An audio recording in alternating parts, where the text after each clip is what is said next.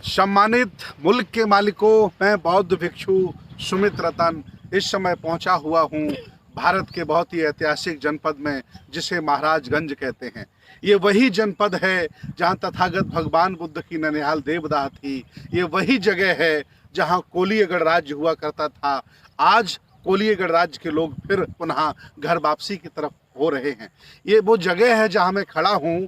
इसे रोहिणी नदी कहा जाता है। आप भारतीय इतिहास उठा के देखेंगे, भगवान बुद्ध के दर्शन को पढ़ेंगे तो आपको पता चलेगा कि तथागत भगवान बुद्ध का एज ए सिद्धार्थ जो महाविनिष्क्रमण हुआ था वो इसी पानी के विवाद के लेकर के हुआ था। यही वो रोहिणी नदी है। आज हम सभी लोग महाराजगंज के सभी जिंदा जागरूक लोगों के साथ, ये सभी हमारे उपासकगण हैं, ये बौद्ध भिक्षुगण हैं, हम सब लोग आज देवदाह भ्रमण के लिए, आज रामग्राम का भ्रमण करने के लिए निकले हैं। रास्ते में हम लोगों को रोहिणी नदी मिली तो प्रयास किया गया कि दुनिया के बौद्धों को, अम्बेडकरवादियों को और समतावादी विज्ञानवादियों को ये दिखाया जाए कि वो रोहिणी नदी आज भी अस्तित्व में है।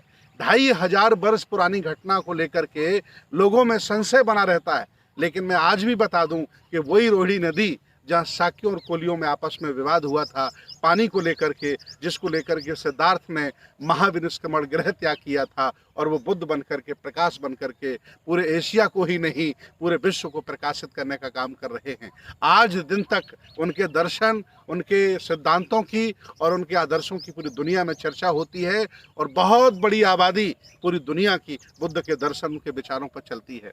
आज मैं इस नदी पर आकर के अपने आप को गौरवान्वित महसूस कर रहा हूँ, उस रोहिणी नदी में आकर के जहाँ तथागत भगवान बुद्ध ने पानी के बंटवारे को लेकर के जब आम सहमति नहीं बनी शाक्य और कोलियों में, तो उन्होंने गृह त्याग करने का निर्णय लिया और एक शाक्य समिति के द्वारा उन्हें घर त्यागने का निर्णय सुनाया गया। उन्होंने उस निर्णय को सही स्वीकार किया और घर से निकल करके वो सोतपन्ना, सरगदागामी, अनागामी, अरहत सम्यक संबुद्ध बने और पूरी दुनिया को दर्शन दे करके, एक मुक्ति का मार्ग दे करके हम सब लोगों का कल्याण करके चले गए। मैं चाहता हूं सभी लोग बारी बारी से आप अपना नाम तेजी से बता दें ताकि लोग जानें कि आप कहाँ के रहने वाले हैं, आपका क्या नाम है, बताइए।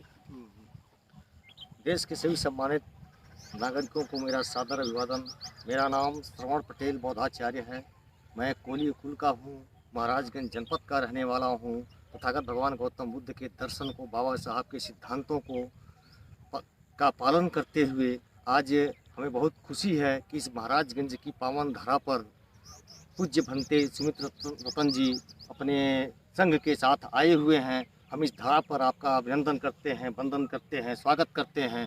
हम कोलीय कुल के लोग हैं और इस इतिहास को पुनः प्राप्त करते हुए अपने समाज के लोगों को, इस देश के लोगों को यह बताना चाहते हैं कि ये भारत की भूमि भगवान गौतम बुद्ध की भूमि है। इस धरती को, इस धरा को जहाँ भी हम खोदते हैं भगवान बुद्ध ही निकलते हैं। इस महाराजगंज की धरती गौरवशाली धरती है जहाँ भगवान बुद्ध का ननिहाल रहा है। जो आज जहाँ हम खड़े हैं ये रोहिणी नदी है। इस रोहिणी नदी के जल के बंटवारे के नाते ही जो विवाद हुआ कोली और शाक्य वंश के लोगों में, इसी के नाते तथागत भगवान गौतम बुद्ध ने विवादों से दूर रहते हुए वहाँ निष्क्रमण का कार्य संपादित किए थे और देश और दुनिया को एक नई दिशा और दशा दिए थे। बहुत बहुत धन्यवाद आदरणीय पटेल साहब। आप आदरणीय उपासक जी जल्दी अपना नाम बताइए। एस पटेल पंचशील सभा का मैं संयोजक हूँ, जनपद महाराजगंज का रहने वाला हूँ। ये महाराजगंज ऐतिहासिक जनपद जो महाराजगंज तथागत गौतम बुद्ध के नाना के नाम पर पड़ा।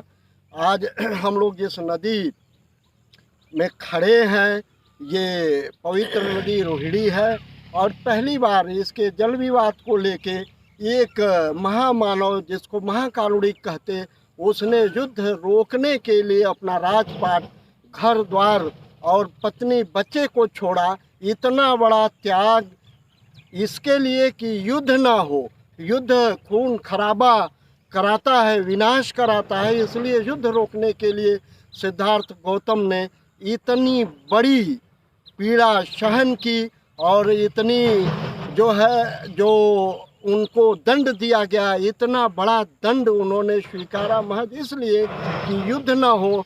और आज भी हम युद्ध नहीं, बुद्ध चाहते हैं पूरी दुनिया में शांति और अमन बुद्ध से कायम हो सकता है। इसलिए पूरी दुनिया में बुद्ध के संदेश जरूरी हैं, हमें उस पर चलना चाहिए।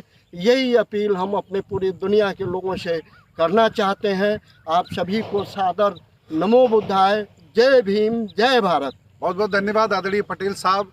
जितने भी समान विचारधारा के संगठन पूरे भारत में हैं, खासतौर से महाराजगंज में हैं, बुद्धिस्ट सोसाइटी ऑफ इंडिया, और भी बहुत सारे संगठन हैं जिनके प्रतिनिधि हमारे साथ हैं। पूज्य भंते जी हमारे साथ हैं, नाम बताइए अपना।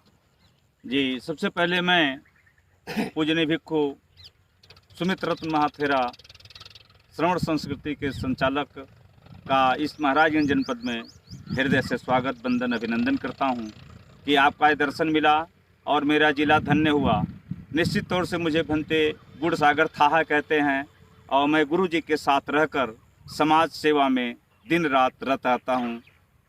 सबका मंगल हो, सभी सुखी रहें। बहुत बहुत धन्यवाद। इसी के साथ मैं आपको दिखाना चाहता हूं कि आप देखें कि पानी का प्रवाह, जिस पानी के प्रवाह को लेकर के, विवाद को लेकर के गौतम ने घर अपना छोड़ा था, वो आज भी पानी बह रहा है। आप देख सकते हैं, मैं लंबी एरिया तक आपको पूरा दिखाना चाहता हूं। आप देख सकते हैं ये पूरी रोहिणी नदी की धारा है, और आप देखें ये पूरा रोहिणी नदी का धारा।